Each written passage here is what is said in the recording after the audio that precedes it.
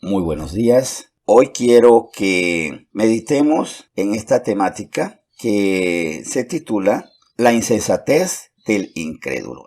¿Y por qué este título? En síntesis, porque insensatez, acto poco prudente, acto contraproducente que hacemos nosotros ante el Señor, tenemos que ver qué tanta responsabilidad hay en la incredulidad. Y como, decía en la oración, no creemos a veces porque no nos cabe en la cabeza, pero a veces porque no queremos que nos quepa en el corazón y preferimos no creer. Vamos a Juan 12 y de ese capítulo vamos a leer a partir del versículo 3 una situación en la que había una persona que estaba honrando a Jesucristo, estaba dándole su lugar y cómo ante los ojos de un incrédulo y por las motivaciones íntimas que no quería revelar ese incrédulo, quería sembrar insensatez, quería sembrar irreverencia a Jesucristo. Juan 12, del versículo 3 al 8 dice lo siguiente.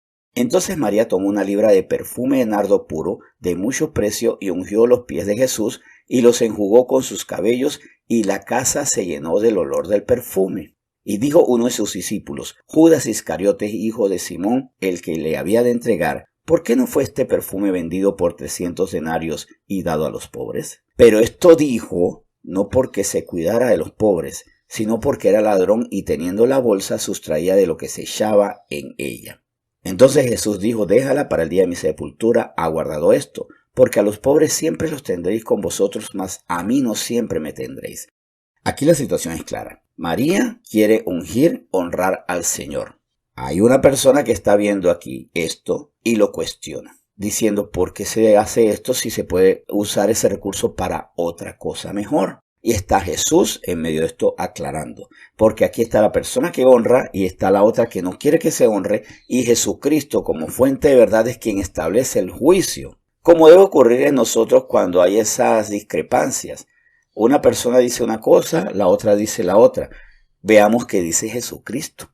Y esto aplica no solo para el que es creyente y el que no es creyente.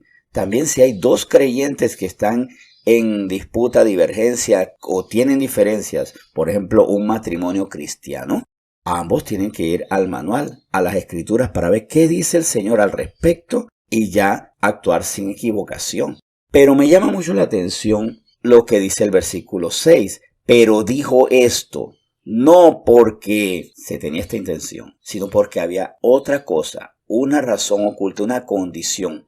Ahora, no quiere decir con esto que todo aquel que nos dice que no cumplamos la voluntad de Dios es un ladrón como lo era Judas Iscariote. Pero sí, cuando yo quiero hacer la voluntad de Dios y alguien me dice, pero ¿por qué tienes que hacer esto y no hacer lo otro? Es porque tiene una motivación que es lógica de alguien que no cree que eso es así. Vamos a poner el ejemplo de el muchacho que le dice a su amigo, yo no voy a tener relación con mi novia porque no la voy a tener, porque yo creo lo que dice las escrituras que debemos tener un lecho sin mancilla y no podemos caer en fornicación. Así que vamos a casarnos para tener un vínculo sin mancilla. Entonces el incrédulo, el que no cree en la palabra de Dios dice, pero ¿por qué tienes que hacer esto? Si con eso estás privándote de la oportunidad de ir conociendo mejor a tu pareja en ese aspecto, y es mejor para no llevarse una amarga sorpresa de que no son compatibles, de que no lo disfrutan, lo que sea. Pero dice esto no porque se cuida de la salud sexual y de la santidad de esas dos personas, sino porque cree que lo mejor es la fornicación porque todavía está llena de principios del mundo. O sea, ahí está el paralelo, para que no quiero que ahora ustedes salgan con la inquietud al pensar en aquella persona que le está criticando lo que usted está haciendo, que esa persona es un ladrón. No, es un incrédulo, es una persona que todavía no entiende los planes de Dios. Pero bueno, ya que vamos a hablar de esto, de el recurso que estaba invirtiendo María para ungir al Señor Jesús, ese argumento lo he escuchado con mucha frecuencia, pero ¿por qué tienes que darle a la iglesia esto? ¿Por qué no se lo das a los pobres? ¿Por qué tienes que andar manteniendo al pastor que trabaje como si esto no fuera un trabajo? Y es un trabajo muy lindo, por supuesto, extensísimo, que implica mucho estudio, implica mucha disciplina, pero ahí viene el argumento, dáselo a los pobres. Pero es que al final de cuentas, ¿qué estamos haciendo nosotros? Estamos sembrando el reino de los cielos y se necesita un recurso. Bueno, vamos a hablarlo así porque ese es un argumento con el que se quiere cuestionar que el cristiano sostenga una iglesia, ¿verdad? Y yo sé que todos lo hemos escuchado. Al final de cuentas es para que se extienda el reino de los cielos. En el caso de María era para ungir, honrar a quien iba a entregar su vida para la salvación del mundo. Pero tanto una cosa como la otra, ¿cómo la va a comprender quien todavía no cree en el Señor? Y hay otros pecados que también están asociados a que no quiero creer, o no puedo o no quiero creer, o no me entra en la cabeza o no permito que entre en mi corazón. Y eso lo vemos en Mateo 6, 31, 33. Miren, le voy a decir, hay pecados que parecen bonitos, pero son pecados. Y uno de esos pecados a veces es esa pasión por resolver con nuestras propias fuerzas, independientemente y sin Dios, las cosas. No, es que yo no pongo a Dios a hacer trabajos que yo puedo hacer. Es cierto, hay cosas que yo puedo hacer, pero eso no me quita la dependencia de Dios. Mateo 6, del 31 al 33, así lo dice. Y queda claro en estos versículos en Mateo 6, 31, 33, para que entonces nosotros veamos cómo a veces el pecado no es solamente el acto de golpear, asesinar, robar. Es el acto de desobedecer a Dios al no depender de Él. Dice Mateo 6, 31 al 33. No os afanéis pues diciendo qué comeremos o qué beberemos o qué vestiremos, porque los gentiles buscan todas estas cosas. Repito, porque los gentiles buscan todas estas cosas, pero vuestro Padre sabe que tenéis necesidad de todas estas cosas. Mas buscad primeramente el reino de Dios y su justicia y todas estas cosas os serán añadidas. Repito, mas buscad primeramente el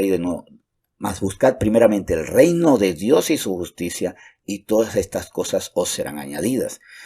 ¿Qué dice el incrédulo cuando uno, en tiempo que puede producir, uno se pone a orar o se va a la iglesia? Hace unos días escuchaba la expresión de que había un señor que decía, si nosotros comemos de lunes a domingo, si comemos 7 días a la semana, hay que trabajar los 7 días. O sea, un pensamiento que parece noble, pero que en el fondo no solo niega el descanso que nosotros debemos tener, sino que por otro lado también niega que hay un tiempo que yo se lo tengo que dar al Señor. Pero el incrédulo peca porque no entiende estas cosas. Y esto también lo digo porque a nosotros nos atacan cuando nos dicen, pero ese tiempo tienes que ir a la iglesia porque no lo dedicas a otras cosas, dedícate a lo tuyo. Lo mío es buscar primeramente el reino de Dios y su justicia, y todas estas otras cosas serán añadidas. Claro, buscar el reino de Dios y su justicia para que lo que yo recibo sea santamente entendido, comprendido y también tenga el poder sobrenatural del Señor, porque Él busca corazones perfectos para mostrar su poder a favor de quienes tienen ese corazón así, perfecto, alineado con Dios.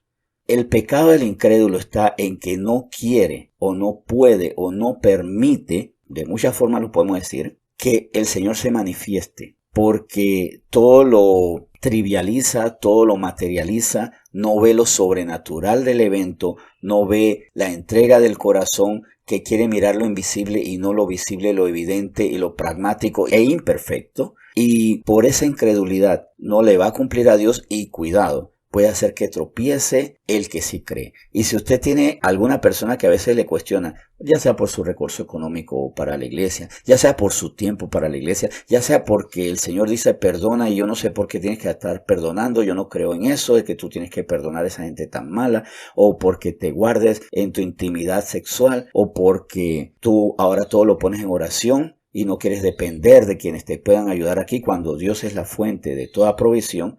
Entonces, ante esas personas, el seguir enseñándolas, pero cuidado, no dejemos que nos afecten. Y con esta meditación vamos a orar para que el Señor nos muestre cómo estamos ante esta situación. Señor, gracias por tu palabra que nos advierte, nos dice, nos corrige y también nos pone al tanto de que estamos en un mundo de incrédulos y a veces hasta los seres más amados no creen, no quieren o no pueden. Pero por nuestro testimonio ellos serán ganados, por nuestra persistencia, por nuestras decisiones que son desafíos para lo natural, lo pragmático. Pero nosotros no somos ni naturales ni tampoco vivimos el pragmatismo del mundo, sino lo sobrenatural y lo verdadero, lo efectivo de tu instrucción. Gracias, Señor, por este tema con el que tú nos quieres advertir y por eso te bendecimos nuevamente en nombre de Jesús. Amén.